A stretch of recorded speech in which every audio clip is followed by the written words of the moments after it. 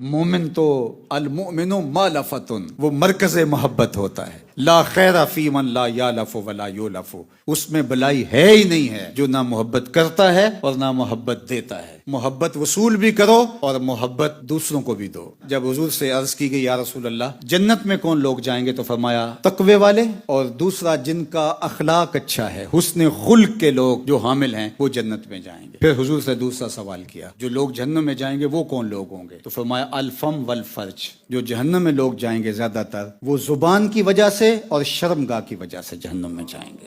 فرمایا جو تمہارے دو جبڑوں کے درمیان ہے، یعنی تمہاری زبان، اور دو ٹانگوں کے درمیان تمہاری پارسائی کی جگہ، ان دو کی مجھے ضمانت دے دو. میرے حضور نے فرمایا میں محمد تمہیں جنت کی ضمانت دیتا ہوں. اس کو قابو کر لو. 32 دانتوں کے اندر اس کو جکڑ کے رکھا گیا، اس میں ہڈی بھی نہیں رکھی گئی، پھر بھی نہیں سنبھلتی. زبان کو قابو. الفم والفرج، فرمایا یہ دو چیزیں جہنم میں جانے کا سبب ہوں گی، اور تقوی اور حسن خلق یہ جنت میں جانے کا سبب ہوگا. کبھی بھی تقوی کے دامن کو نہ چھوڑنا، ہمیشہ اللہ سے ڈرنا، ہمیشہ اس کے خوف کو اپنی روحوں کے اندر جاگزیں رکھنا، اس کے حکم سے اپنے سر کو نہ پھیرنا.